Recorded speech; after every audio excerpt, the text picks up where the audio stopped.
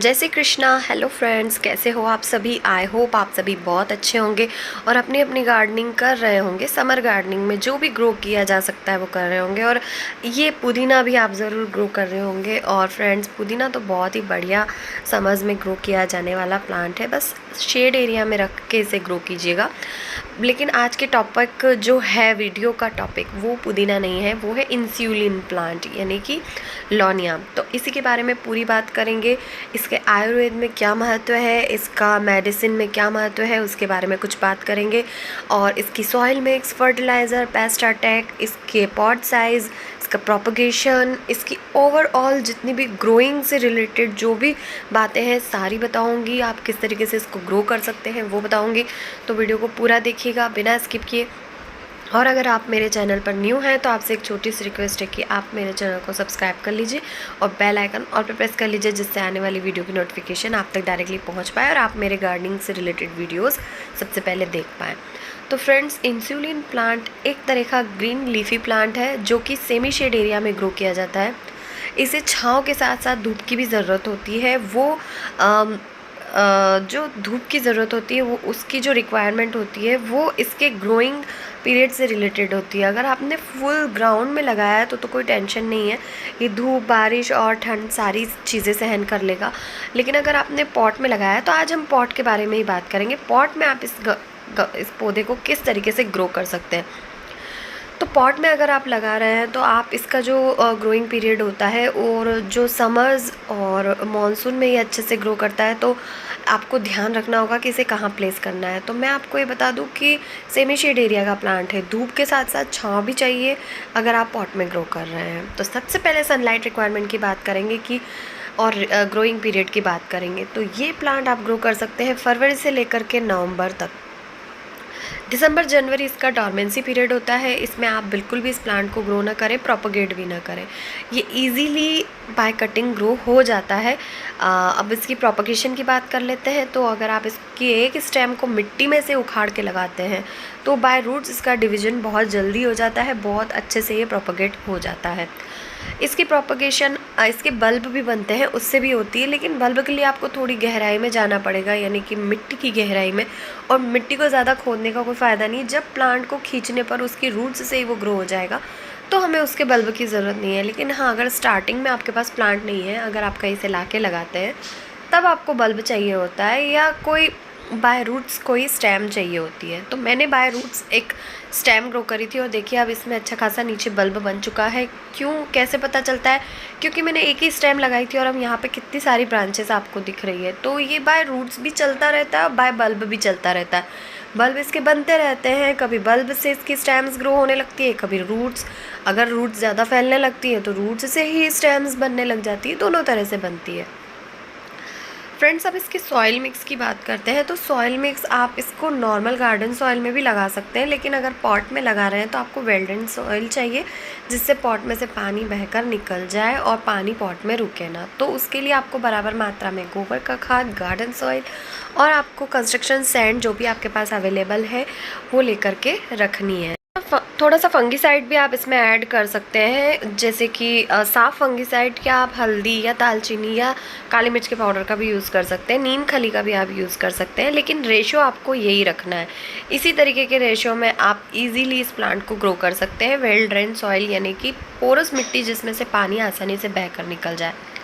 ठीक है, अब पॉट साइज़ की बात करते हैं कि किस तरीके के पॉट साइज़ में लगाना है। तो मैंने फ़िलहाल इसको 8 इंच के गमले में ग्रो किया है। आप स्टार्टिंग में इसको 8 इंच के गमले में ग्रो कर सकते हैं, 10 इंच के गमले में भी ग्रो कर सकते हैं।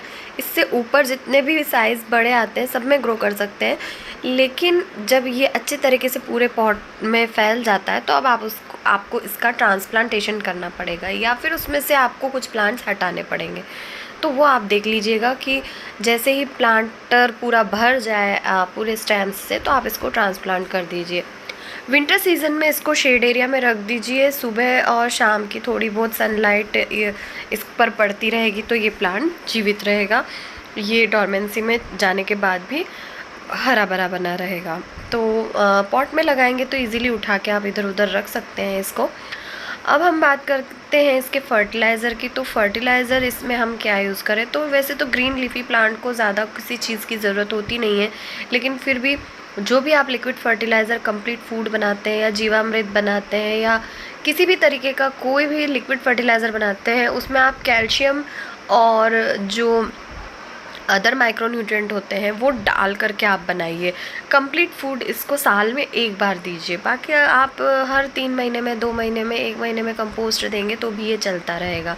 ये आपसे कुछ नहीं मांगेगा, ये अपने समय से ग्रो होता रहता है। फरवरी आते ही सीधे जैसे ही डॉर्मेंसी इसकी ख़त्म होती है, ये आसानी से ग्रो करने लग जाता है। बहुत आसानी से चलने वाला प्लांट है। इसकी एक बात और मैं बता दूं कि ये सक्यूलेंट वेराइटी का प्लांट है, यानी कि ये अपने आप में पानी भी स्टोर करके रखता है। तो इसकी मिट्टी को अगर आप पानी दें तो वाटरिंग रिक्वायरमेंट इसकी ये होती है कि मिट्टी को चेक करके दें, अगर पानी है तो ना दें। जैसे विंटर में बहुत कम पानी सोखता है और समर्स में ये सेमी शेड एरिया में रखा हुआ है। अगर शेड एरिया में रखा है आपने जिसमें सुबह शाम की सनलाइट पड़ रही है, तो मिट्टी को चेक करके पानी दें कि अगर मिट्टी सूख चुकी है समर्स में तो पानी दे दीजिए, नहीं सूखी है तो मत दीजिए। ज़बरदस्ती देंगे तो प्लांट गल जाएगा, क्योंकि थोड़ा ये सक्यूलेंट वेराइटी का प्लांट है, इसकी स्टेम्स सक्यूलेंट जैसी है। अब इसके ऊपर लगने वाले पेस्ट अटैक की बात करते हैं। तो पेस्ट अटैक इसके ऊपर वैसे तो मैंने देखा नहीं है, लेकिन ये डॉर्मेंसी में यानी कि विंटर सीज़न में थोड़ा ख़राब सा होने लगता है प्लांट। तो बस प्लीज़ विंटर सीज़न में ध्यान रखिए। अगर वाइट फ्लाइज या ब्लैक एफिड्स यानी कि काले वाले जो कीड़े होते हैं उड़ने वाले, और सफ़ेद कलर की जो मक्खी होती है, अगर वो आपको इसके ऊपर दिख रही है तो नीम ऑयल से अच्छे से, पहले तो पानी से, वाटर से अच्छे से प्लांट को धो दीजिए। और गमले में लगाया तो धुल जाएगा आसानी से, और अगर नीचे भी लगा है तो भी नली लगा करके प्रेशर से आप पानी से धो दीजिए। और फिर शाम को इवनिंग के टाइम पे इसके ऊपर नीम ऑयल, अगर आपके पास नीम ऑयल नहीं है, आप छोटे गार्डनर हैं, आपके पास कुछ ही प्लांट्स हैं, नीम ऑयल नहीं है, तो आप जाकर के जो बेकिंग सोडा होता है किचन में, आप उसी का स्प्रे भी कर सकते हैं, उससे भी सारे कीड़े मर जाएंगे। वो भी नहीं है, बेकिंग सोडा नहीं है, मीठा सोडा नहीं है, तो आप जो डिश वॉश होता है, बर्तन धोने का जो लिक्विड होता है, वो भी आप आधा चम्मच 1 लीटर पानी में घोल के इसके ऊपर स्प्रे कर देंगे तो भी सारे कीड़े साफ़ हो जाएंगे। वो इवनिंग के टाइम पे 6 बजे बाद आपको ये काम करना है।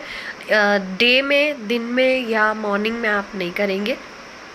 तो इसी तरीके से इस प्लांट की केयर करनी है। अब हम बात करते हैं इसके आयुर्वेदिक नुस्खे जो होते हैं उनके बारे में, और जो आयुर्वेदिक उपयोग है इसके उनके बारे में। कहते हैं कि इसके एक ही पत्ते को अगर आप अर्ली मॉर्निंग खाली पेट चबा लेते हैं, खा लेते हैं, तो हल्का सा ये खट्टा मीठा सा होता है इसका पत्ता, मैंने भी खा करके देखा है। तो उससे आपकी शुगर जो लेवल का कंट्रोल होता है, यानी कि शुगर लेवल का जो कंट्रोल है, ना कम होगी ना ज़्यादा होगी, ऐसा कहा जाता है। लेकिन फिर भी आप आयुर्वेदिक डॉक्टर की सलाह से ही इसका सेवन करें। मैं आपको इसका सेवन करने की सलाह नहीं दूंगी, क्योंकि मेरा गार्डनिंग चैनल है, इसलिए मैं सिर्फ इससे जुड़े बेनिफिट्स ही बता सकती हूँ। और इसके उपयोग के बारे में अगर आपको और ज़्यादा जानकारी चाहिए तो आप किसी भी आयुर्वेदिक डॉक्टर से जाकर के पूछिए कि इसके क्या बेनिफिट्स हैं, हमारे पास ये प्लांट है तो क्या हम सेवन कर सकते हैं। इसका सही तरीके से सेवन करना वही आपको बताएंगे, और हो सकेगा तो इससे बनी हुई दवाई वो आपको दे भी सकते हैं। तो इस तरीके से आप इस प्लांट से बहुत सारे बेनिफिट्स ले सकते हैं। बहुत ही आसान होता है इस प्लांट को ग्रो करना। अगर आप बाय रूट्स इसको ग्रो नहीं कर सकते तो इसकी छोटी सी स्टेम काट कर भी अगर आप लगा देंगे तो भी ये प्लांट आसानी से ग्रो हो जाएगा। इससे रिलेटेड अगर आप मुझसे और कोई जानकारी पूछना चाहते हैं तो कमेंट बॉक्स में कमेंट ज़रूर करिएगा। जो जानकारी मेरे पास होगी मैं आपको देने की ज़रूर पूरी कोशिश करूँगी, मैं आपकी पूरी हेल्प करूँगी। और अगर ये वीडियो पसंद आया तो फ्रेंड्स प्लीज़ लाइक कर दीजिएगा। आई होप आज का ये वीडियो आपको पसंद आया होगा। पसंद आया तो वीडियो को लाइक, शेयर और सब्सक्राइब ज़रूर कीजिए। बेल आइकन ऑल पे प्रेस कीजिए, जिससे आने वाली वीडियो की नोटिफिकेशन आप तक डायरेक्टली पहुँचती रहे। मिलते हैं नेक्स्ट वीडियो में फिर किसी नए प्लांट या किसी नई गार्डनिंग से रिलेटेड जानकारी के साथ। तब तक के लिए बाय, टेक केयर, जय श्री कृष्णा।